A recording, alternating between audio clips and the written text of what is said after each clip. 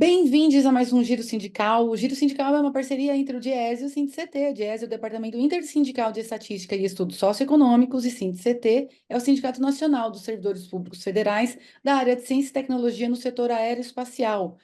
Este programa vai falar sobre uma página triste da nossa história, uma longa noite de 21 anos.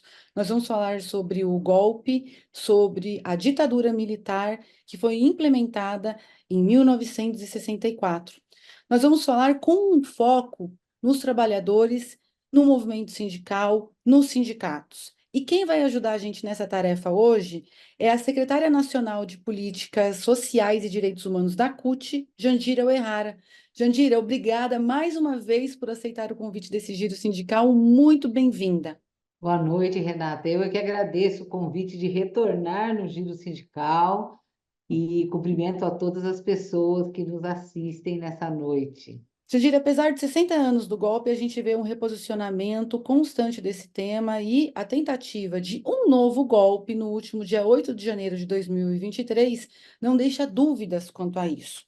O governo Jair Bolsonaro e antes dele, antes mesmo de Jair Bolsonaro, alguns grupos conservadores no Brasil criaram uma realidade paralela e tentam arrebatar uma parcela da sociedade, uma parcela cada vez maior da sociedade, para uma narrativa de que esse período foi um período bom, de que esse período foi um período em que havia mais emprego, em que as pessoas viviam melhor. O que que você acha que está acontecendo, Jandira, em relação à nossa compreensão de história que leva grupos cada vez, pelo menos, a gente tem uma sensação de que eles crescem a acreditarem nessa narrativa? Diferente de outros países que passaram por golpes militares, por golpes de Estado, por regimes autoritários, no Brasil não aconteceu um processo de memória, verdade e justiça, ou seja, um processo de responsabilização, né, de punição pelos crimes cometidos pelos militares nesse período ditatorial. Nós estamos falando de tortura,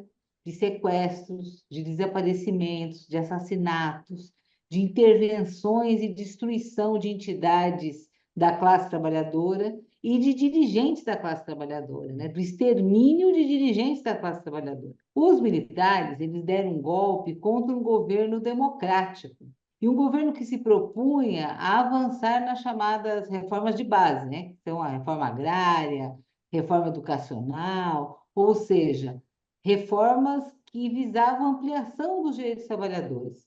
Além de que esse governo democrático de João Goulart, ele tinha um forte componente de defesa da soberania nacional.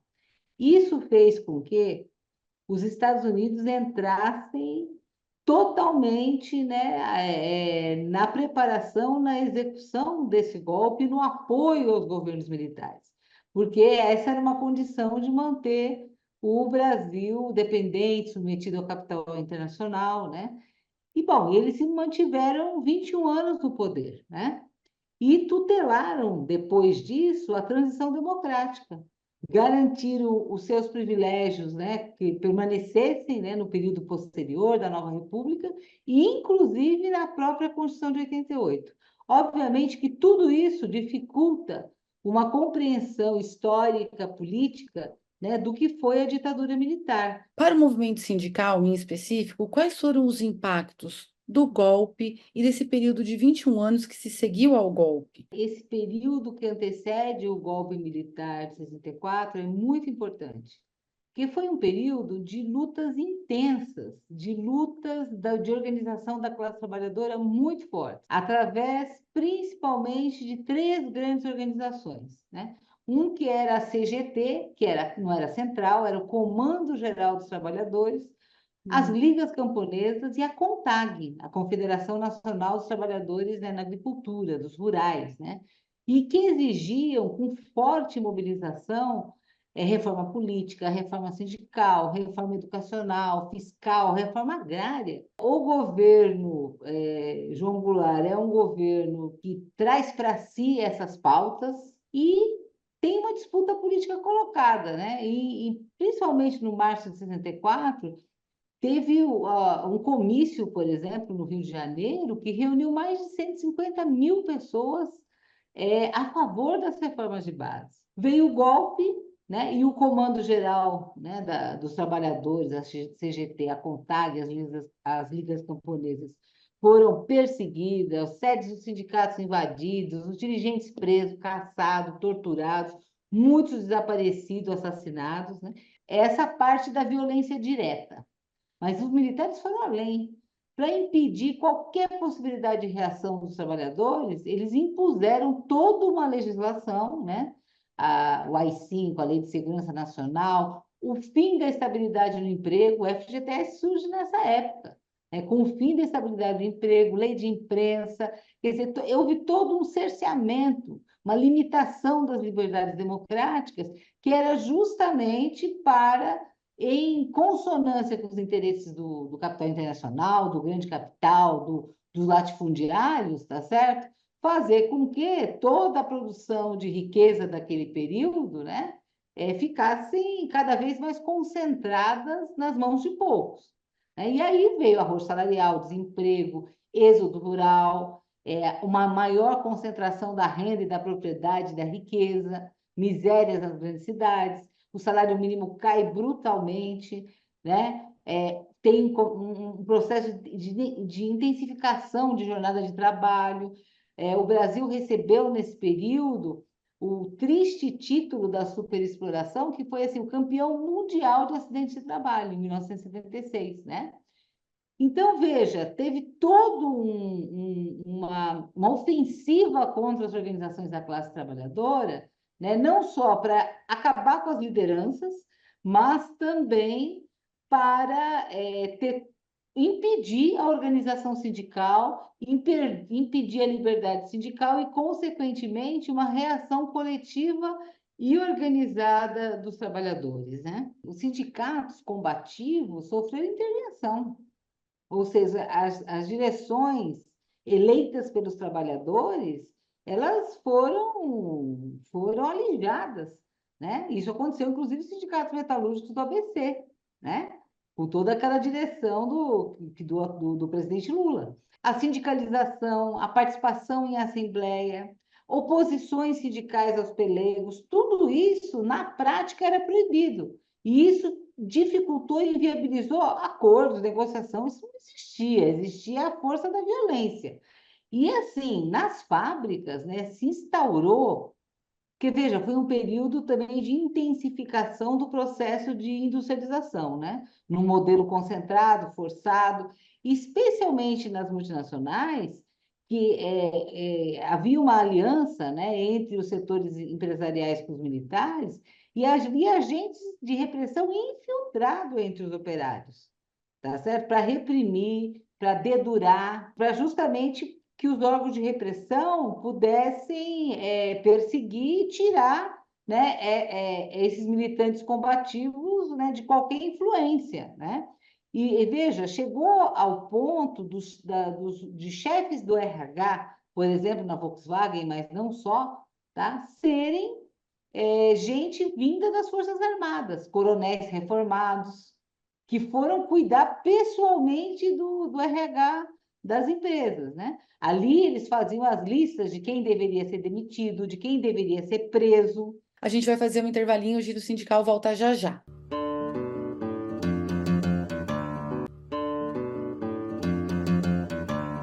O Giro Sindical está de volta e este programa recebe Jandira Uehara, ela que é da Secretaria de Políticas Sociais e Direitos Humanos da CUT. Jandira, hoje a gente conhece mais sobre a participação das empresas e sua relação com o regime no combate aos elementos combativos da classe trabalhadora. O que é que deve ser feito em relação a essas empresas, se é alguma coisa a ser feito, e evidentemente, as pessoas que sofreram por parte e suas famílias? A própria Comissão Nacional da Verdade, né, tinha um grupo de trabalho específico sobre os trabalhadores, sobre a repressão e a perseguição aos trabalhadores, e ali já se levantou uma série de questões, inclusive muito claramente colocado, né, que nas indústrias se instalou um novo regime fabril, né, de trabalho totalmente autoritário e vinculado, quer dizer, a essa ideologia do período militar. A CUT e as centrais sindicais fizemos uma denúncia em 2016 sobre as violações de direitos humanos na fábrica da Volkswagen em São Bernardo do Campo, onde havia um vasto material, tá sendo um vasto material, comprovando as violações que aconteceram nesse período. Esse processo, ele foi uma denúncia ao Ministério Público, resultou no reconhecimento desses crimes e numa indenização aos trabalhadores perseguidos à época. A Volkswagen reconheceu isso, isso foi durante o governo do Bolsonaro, então teve um significado político muito importante. E embora vamos dizer, o acordo não fosse perfeito, ele tivesse alguns problemas, mas o fato dele ter sido feito esse reconhecimento durante o governo, né, neofascista do Bolsonaro tinha um significado político muito importante. Bom, mas esse processo também resultou em que 2 milhões de reais foram destinados a novas pesquisas sobre outras empresas que violaram a ditadura. Isso ficou pronto recentemente, o ano passado, o relatório da Unifesp, foi a Unifesp, a Universidade Federal de São Paulo, que realizou essas pesquisas, e isso resultou que 14 empresas estão sendo investigadas pela colaboração com a ditadura. Né? Para você ter uma ideia, de estatais ou ex-estatais, algumas foram privatizadas, nós temos o Porto de Santos, a Companhia Siderúrgica Nacional, a CSN, né? A Petrobras, a Embraer e a Itaipu Binacional. Entre as empresas privadas que estão nesse rol das que estão sendo investigadas, tem a Josapar. O que é a Josapar? É o conhecido arroz Tio João. A Folha de São Paulo, a Paranapanema, a Cobrasma, a Fiat, a Mannesmann, a Volkswagen de novo, por trabalho escravo na fazenda do Rio Cristalino, no Pará. Aracruz, Belgo Mineira. Bom, então nós estamos agora, em relação a essas empresas que colaboraram, nesse processo de investigação, tá certo? Buscando a memória, a verdade e a reparação às pessoas e às organizações que foram atingidas.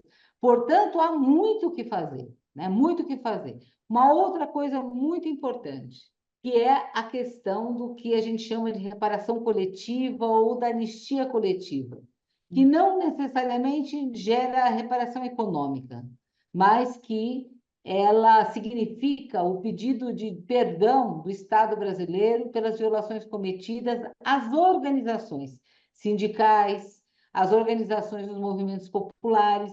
Então, uma das coisas que nós da CUT estamos fazendo, fizemos um seminário agora, dia 26, é justamente a gente levantar, tá certo? Todos os nossos sindicatos que sofreram violações para que a gente entre junto à comissão de anistia com os pedidos de reparação e de anistia coletiva. Sobre a Comissão Nacional da Verdade, sobre a que foi instaurada e já teve os trabalhos extintos. É necessário continuar os trabalhos da Comissão Nacional da Verdade para apurar esses crimes contra a classe trabalhadora? É essencial que a Comissão Nacional da Verdade seja, de alguma maneira, retomada. Isso, inclusive, está nas recomendações, né? Uma primeira recomendação colocada é justamente que se crie, tá certo? Um organismo permanente de investigação. Nas conclusões da Comissão Nacional da Verdade, tem pelo menos 3 conjuntos de medidas. Medidas institucionais, medidas constitucionais e legais, ou seja, mudanças constitucionais que têm que ser feitas, e as medidas de segmento das ações e recomendações. Então, vamos colocar isso no tempo, vamos lembrar o seguinte, foi em 2015 que foi apresentado o relatório da Comissão Nacional da Verdade, certo? 2016 teve o golpe. E de lá até 2022, só sofremos retrocessos, inclusive quer dizer, na própria comissão de anistia, né? Quanto mais numa comissão da verdade. Portanto, as recomendações não foram sequer debatidas ou colocadas em prática. Né? Nós tivemos aí um período, né, de 7 anos em que houve um retrocesso tremendo e nada foi feito. Portanto, é muito necessária, na nossa opinião, a retomada da Comissão Nacional da Verdade, e principalmente para a investigação de novos casos, né, de novas das situações vividas, mas para que as recomendações sejam colocadas em prática, né? Isso é fundamental para nós da classe trabalhadora, porque sem liberdade democrática nós não conseguimos avançar nos nossos direitos. A classe trabalhadora só avança nos períodos em que tem liberdade democrática. E a própria CUT criou uma Comissão Nacional da Verdade da CUT interna, para que a gente pudesse investigar, né, a situação nos sindicatos cutistas. E em 2015 também apresentamos um relatório. Quem quiser conhecer, está lá no site, no CEDOC, no Centro de Documentação, tem lá o nosso relatório. Ora, também ficou parado. Tá certo? Que depois veio o golpe, aí o golpe de 2016 contra a presidenta Dilma. E, de novo, é bom que se diga, os militares, né, envolvidos, os empresários envolvidos, a mídia corporativa envolvida, não é isso? Todo, né, de novo, um golpe com outro formato, mas com os mesmos protagonistas, né? E é nosso dever, sindicatos, CUT, tá certo? Colocar os nossos esforços para colocar esse debate na ordem do dia, porque ele é um debate do presente, ele não é um debate do passado, tá certo? Não é a gente querer, como foi, né?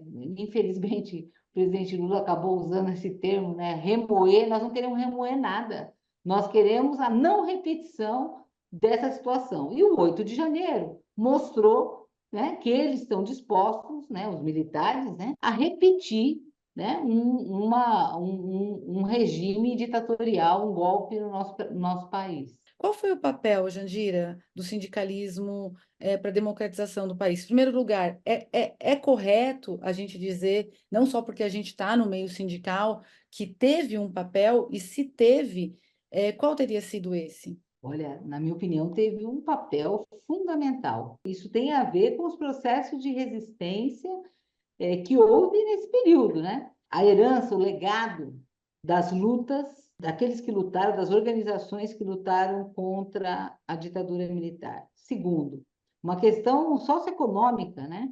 Veja, a ditadura militar, quer dizer, houve um processo de industrialização forçada, houve um processo muito grande do crescimento das cidades, né, da saída, né, da mudança, né, do campo para a cidade.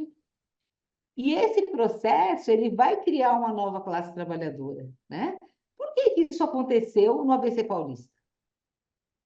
Tem uma explicação, né? Era o centro dinâmico do capital. Tinha uma efervescência enorme de uma maioria de trabalhadores que vieram do Nordeste e, portanto, traziam, né, toda uma história de luta, toda uma história, né, dessa vinda forçada, né, pelas condições econômicas, né, para o Sudeste e foram trabalhar, quer dizer, nas grandes fábricas, no centro dinâmico do capital. O que pode dar isso? Isso vai dar um baita movimento organizado, né? Quer dizer, naquelas greves enormes, né? Tudo isso junto e misturado vai criar. E era o quê? O que a ditadura militar fez? Né? Entregou o país, criou uma enorme dívida externa.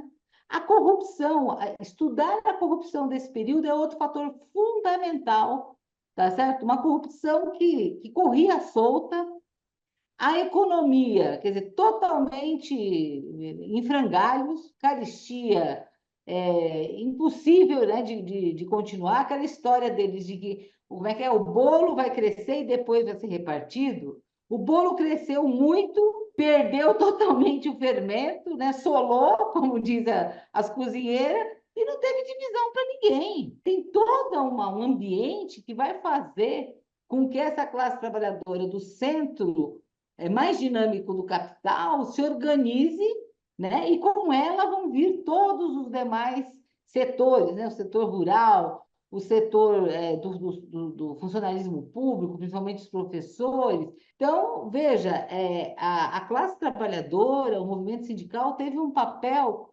fundamental, protagonista, trazendo o legado das lutas, né? Trazendo o legado das lutas passadas e, ao mesmo tempo, fazendo a luta imediata, concreta, né, que levou ao fim da ditadura.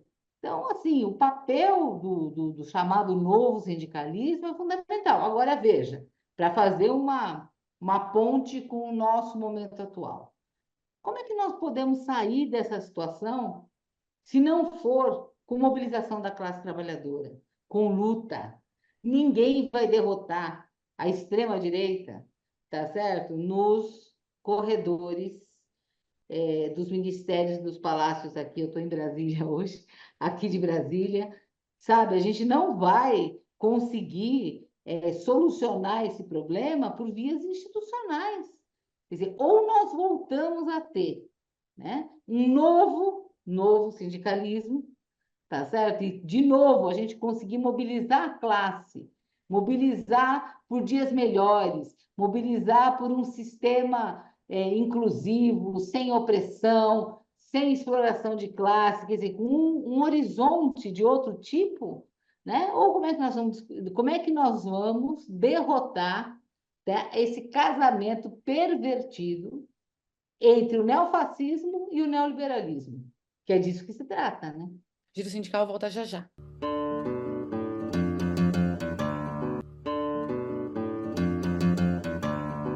O Giro Sindical está de volta e essa conversa recebe a secretária de Políticas Sociais e Direitos Humanos da CUT, Jandira Uehara.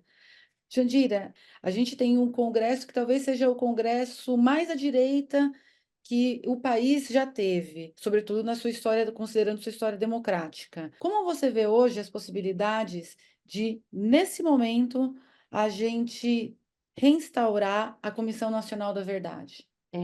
Mesmo a época do governo da presidenta Dilma, quando foi instalada a Comissão Nacional da Verdade, houve setores, né, do nosso campo que criticaram essa iniciativa, tá certo? Dizendo que não há correlação de forças para isso. Eu acho que é óbvio que, olhando para a questão da correlação de forças e tudo mais, mas nós não podemos deixar de fazer o que tem que ser feito, fazer o debate, disputar as ideias, porque mesmo quando a correlação de forças é desfavorável, e você sabe que você não vai conseguir imediatamente, tá certo? A instalação, seja da comissão ou de outras questões, você não pode deixar de fazer um posicionamento. Eu acho que isso, governo, partidos, sindicatos, movimentos, né? Um posicionamento de onde você está e do que você defende. Porque se você não faz isso,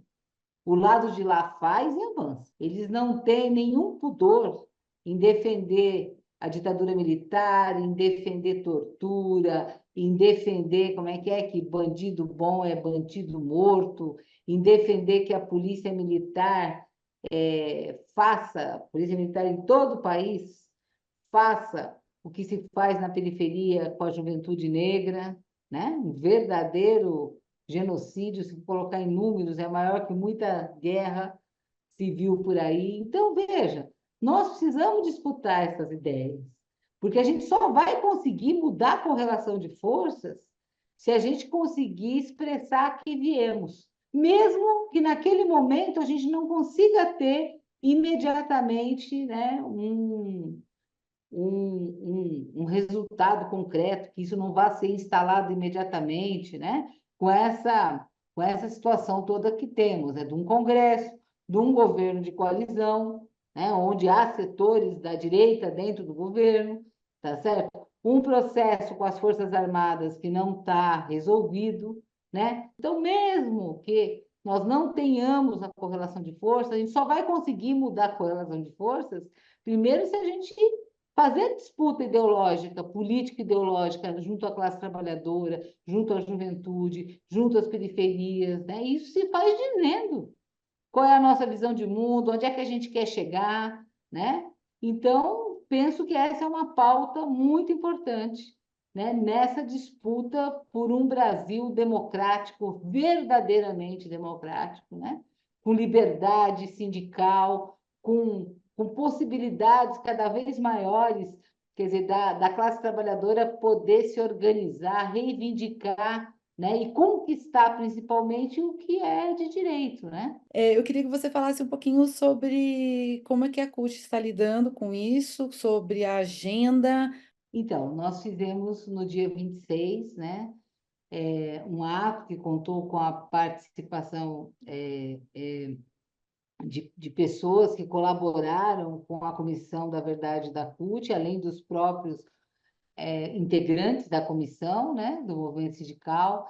Então, tivemos um debate com o Paulo Vanuc, ex-ministro dos Direitos Humanos do governo Lula, com Luiz Eduardo Greenhalgh, que também colaborou conosco na comissão interna, na verdade, da CUT, que é advogar ex-deputado, advogado de preso político, com o José Genuíno, com a Jana Silverman. À época, ela colaborou muito, inclusive com a estrutura, né, material, para a gente poder fazer o trabalho, que ela estava no Solidarity Center, é, numa parceria internacional. Hoje é professora da Universidade Federal do ABC, né, que também colaborou com a gente à época, e fizemos ali, quer dizer, a retomada da Comissão da Verdade da CUT, justamente para que a gente